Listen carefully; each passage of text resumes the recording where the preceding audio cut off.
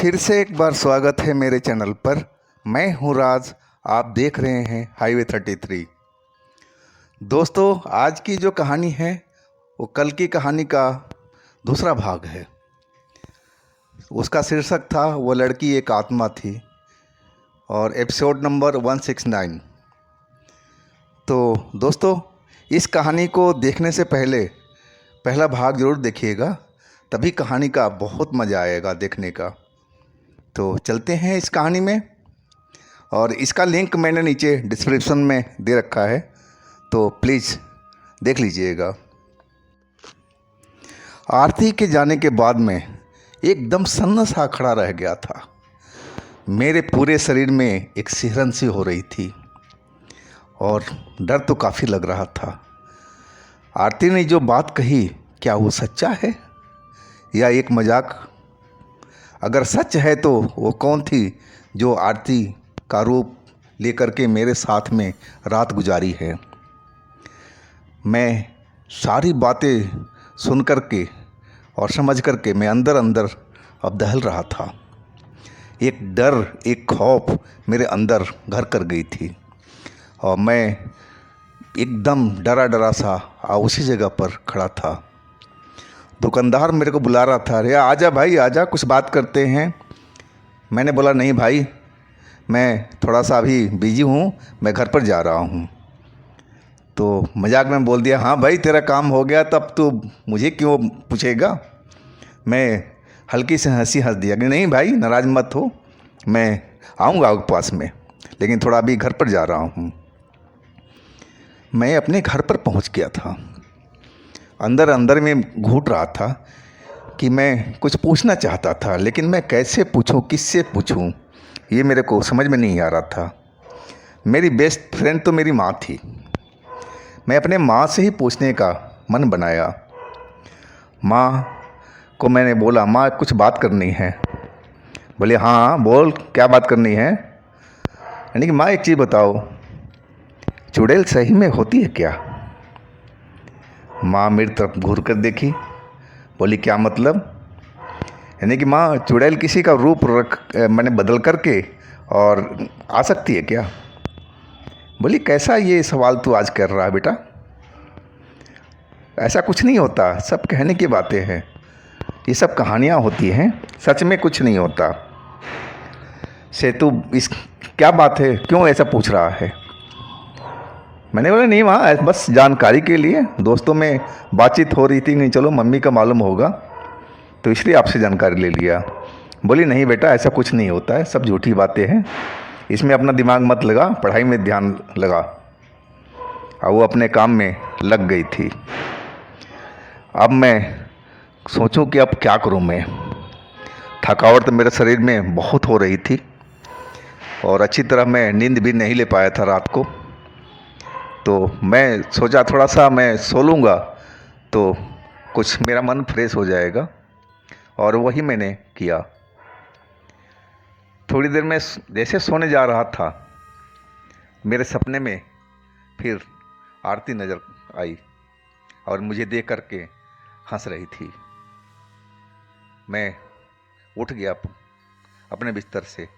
मुझे एकदम नींद खत्म हो चुकी थी वो सपने देखने के बाद में। मैं अब बाहर निकल गया था और उसी दुकान पर जा पहुंचा। दुकानदार लड़का देखकर मेरे को खुश हुआ, अरे आजा भाई आजा, फुर्सत मिल गई। यानी कि हाँ भाई, और बताओ। तभी अचानक मुझे आरती दिखाई पड़ी आती हुई। यानी कि भाई 2 मिनट रुक, मैं आ रहा हूँ अभी कुछ बात करके। बोला हाँ हाँ जाना, मैं देख रहा हूँ ना। मैं जल्दी से चला गया। आरती शायद कहीं उसी गली से कहीं जा रही थी किसी घर पर। यानी कि आरती आरती 1 मिनट रुको, 1 मिनट रुको प्लीज़। बोली कोई देख लेगा यहाँ पर, यानी कि साइड में चलो। तो एक जगह सुनसान था, मैं वहाँ गया।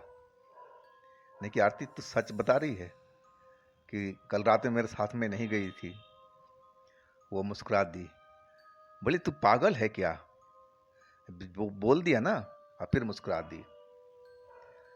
बोली ऐसा है, आज तैयार रहना, बापू आज बहुत सारा सामान लाया है खाने पीने का, और जल्दी से खा पी करके सो जाएगा। हम टाइम से वहीं पहुंच कर मिलते हैं। और फिर वो हंसती हुई भाग गई।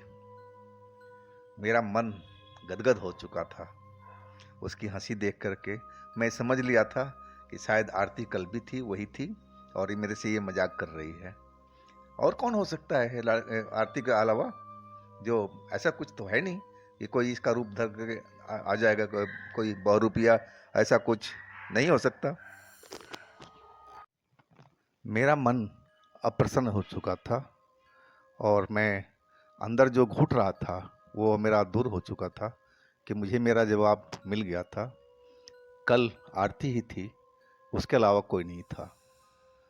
अब मैं हल्का फुल्का महसूस कर रहा था अपने आप को, और मैं उसी दुकान पर गया, यानी कि भाई और बताओ। फिर मैं उससे बातें करने लगा। रात अभी होने में काफ़ी टाइम था। मैं थोड़ा देर वहाँ बैठ कर के अपने घर पर आ गया था कि चलो एक बार थोड़ा सा नींद ले लेते हैं और तबीयत मेरी कुछ फ्रेश हो जाएगी। वही किया मैं। मन हल्का होने के बाद में नींद बहुत प्यारी लगी थी और मैं सोता रहा था। शाम हो गई तो माँ ने जगाया। क्या रे, आज सोता ही रहेगा, बाहर नहीं जाएगा खेलने के लिए? मैंने कहा हाँ माँ, जाना तो है। तो उठ जा, ले चाय मैं बना रखी हूँ, पी ले। और पी के घूम घूम टहला बाहर से। फ्रेश हवा मिलेगी शरीर में तो एनर्जी ज़्यादा होती है, मिलती है। वो हमें शिक्षा देने लगी थी। यानी कि हाँ माँ, अभी मैं जा रहा हूँ। चाय पी के मैं बाहर निकल गया था और अपने दोस्तों से मिलने लगा था।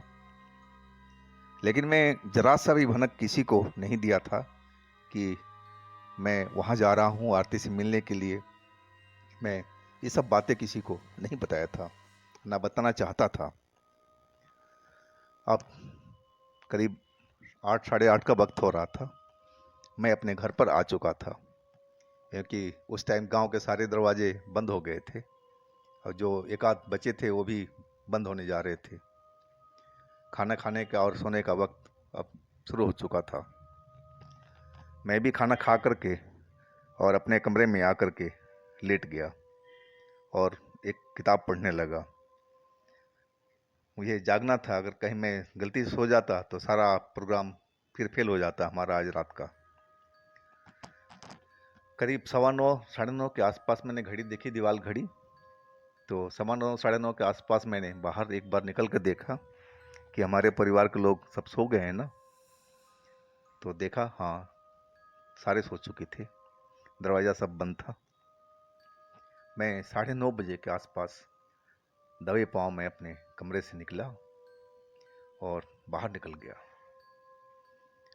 गांव से बाहर पगडंडी वाला रास्ता पकड़ने के लिए मैं चल पड़ा था। गांव से अभी थोड़ा सा अंदर ही था, तभी मुझे बाहर में एक कुत्ता का शोर सुनाई पड़ा जो बहुत तेज तेज भौंक रहा था। उसकी आवाज़ आ रही थी, यानी कि पता नहीं कोई बाहर होगा तभी तो कुत्ता भौंक रहा है, कहीं आरती तो नहीं है। मेरे मन में यही डाउट आया और मैं तेज कदमों से बाहर निकलता गया जिधर आवाज़ आ रही थी पगडंडी पर। तो देखा तो वास्तव में आरती थी, आगे जा रही थी और कुत्ता उसको घेर रखा था, जान नहीं दे रहा था, उसको डरा रहा था और भौंक रहा था। आरती उसको हटाने की कोशिश कर रही थी। वो घुड़कती तो पीछे हट जाता और फिर आगे जाती तो पीछे पीछे भौंकने लगता था। मैं गया, उसको डांट करके भगाया। मेरे जाने के बाद में वो पीछे खड़ा हो गया था चुपचाप। और फिर मैंने आरती का हाथ पकड़ा और चल पड़े हम अपनी मंजिल की ओर। वहाँ पहुँचा तो चांदनी रात तो थी ही, मौसम बहुत सुहाना था। हम मिलकर बैठे, बातचीत हुई, प्रेम हुआ और मैं उस कमरे में ही बैठा था जो रात में था, जिस जगह पर रात में था मैं। लेकिन एक चीज़ मैंने गौर किया था कि आज आरती के शरीर से कोई खुशबू नहीं आ रही थी। मैं जाते ही देख लिया था और ना उसके आज कपड़े कोई चमक रहे थे, वो बिल्कुल सिंपल की सिंपल थी। और मैं उस चीज़ को ध्यान भी नहीं किया था कि कल इसका चमक रहा था, आज नहीं चमक रहा था। मैं गौर नहीं किया था। प्रेम तो ऐसा ही होता है, फिर तो आदमी दुनिया सब भूल जाता है कि आगे क्या हो रहा है, पीछे क्या हो रहा है। और वही मेरे साथ में था। मैं आरती के गोद में लेटा हुआ था, अपना सर रख करके, और बातें हम कर रहे थे। और टाइम तो लगभग मेरे ख्याल से 12 के आसपास हो चुका होगा।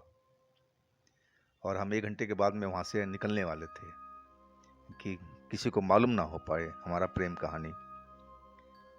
और तभी मुझे जोर से वही खुशबू आने लगी। मैं चौंक करके देखा आसपास में कि खुशबू कहाँ से आ रही है, खुशबू का सोर्स कहाँ पर है। लेकिन मुझे कहीं कुछ दिखाई नहीं पड़ा, कोई था ही नहीं कि हम देख पाए, लेकिन खुशबू आ रही थी। मैंने आरती से बोला कि तुम्हें कुछ महसूस हो रहा है, इत्र का खुशबू? बोली हाँ। कहीं तुमने तो नहीं लगा लिया अभी अभी? बोली नहीं, मैं इत्र तो लगाती नहीं कभी भी, ना हमारे घर में है। अब मुझे पक्का यकीन हो गया कि ये इत्र यहीं पर है, इत्र की खुशबू। और सोर्स क्या है ये मालूम नहीं चल रहा था, कि मुझे कोई दिखाई नहीं पड़ रहा था। और तभी एक तेज हवा का झोंका आया, लगा जैसे आंधी आ गई हो कुछ सेकंडों के लिए। उसके जब बस थमा वो झोंका, तो मुझे वो एक लड़की नजर आई, और कल का ही ड्रेस में थी, सफ़ेद कपड़े, और वो भी चमक रहे थे। लेकिन वो आरती के रूप में नहीं थी। वो थी तो बहुत सुंदर, खुले खुले बाल थे उसके, चेहरा बहुत सुंदर था। मैं तो देख करके ही दहल गया, नहीं कि ये कहाँ से आ गई, कौन है ये? पूरा शरीर सनसना गया था मेरा, जैसे बिजली का करंट लग गया हो। कांप गया मैं देख करके। वही हाल था आरती का। आरती तो चीख पड़ी थी, चिल्ला पड़ी थी जोर से। मैंने उसका हाथ पकड़ के रोक रखा था, नहीं तो पता नहीं कहाँ किधर भागती, कुछ मालूम नहीं होता। हम उठकर खड़े हो गए थे और एकदम डरे डरे से उसकी तरफ देख रहे थे, और वो अपनी मोटी मोटी आंखों से हमारी तरफ देख रही थी। चेहरा एकदम सपाट सा दिख रहा था, चेहरे पे कोई भाव नजर नहीं आ रहा है कि नाराज है या खुश है, कुछ मालूम नहीं। बिल्कुल चेहरा उसका सपाट पड़ा हुआ था। और तभी हम आरती से बोले, आरती यहाँ रुकना नहीं है, जल्दी से हम यहाँ से भागते हैं। और फिर तो हम रुके नहीं वहाँ पर उसको देख करके। हम भागना शुरू किए, लेकिन उसने कोई रोकने की कोशिश नहीं की, ना हमारे साथ में कोई ऐसा कुछ किया कि जिससे हमें कोई नुकसान पहुँचे। बस वो हमारी तरफ देखती रही थी। और फिर हम वहाँ से निकल पड़े थे, तेज तेज दौड़ते हुए। और पीछे भी देखते जा रहे थे कि कहीं वो आ तो नहीं रही है, लेकिन वो हमें कहीं नज़र नहीं आई। आरती तो एक बार गिर भी गई थी। मैंने उसको गोद में उठाकर कुछ दूर तक दौड़ा था, फिर मैं हाँफ गया था। नहीं कि आरती ठीक हो ना, चल लोगी ना, दौड़ लोगी ना? बोली हाँ हाँ मैं ठीक हूँ। देखिए आरती, अब मुझे पता लग गया कि रात में तुम नहीं आई थी, यही लड़की थी, और तुम्हारा रूप इसने ले रखा था। मैं झूठ नहीं बोल रहा हूँ। आरती समझ चुकी थी कि मैं जो कल से बोल रहा था, आज से सुबह से, तो झूठ नहीं बोल रहा हूँ मैं, सब बात सच की सच है। और हम अपने घर तक पहुँच गए थे। मैं आरती को उसके दरवाजे तक छोड़ के आया था, और जब अंदर चली गई तब मैं वहाँ से अपने घर पर आया था। तो दोस्तों, ये थी आज की कहानी। और आपके पास भी कोई अपना स्टोरी है, कोई कहानी है, कोई आप बीती है, कोई घटना है, तो हमें इंस्टाग्राम पर या व्हाट्सएप नंबर पर ज़रूर शेयर कीजिएगा। हम आपकी कहानी को ज़रूर बनाएंगे। हमारे चैनल को सब्सक्राइब कीजिएगा, लाइक कीजिएगा, शेयर कीजिएगा। फिर हम कल मिलते हैं एक नई कहानी के। नमस्कार।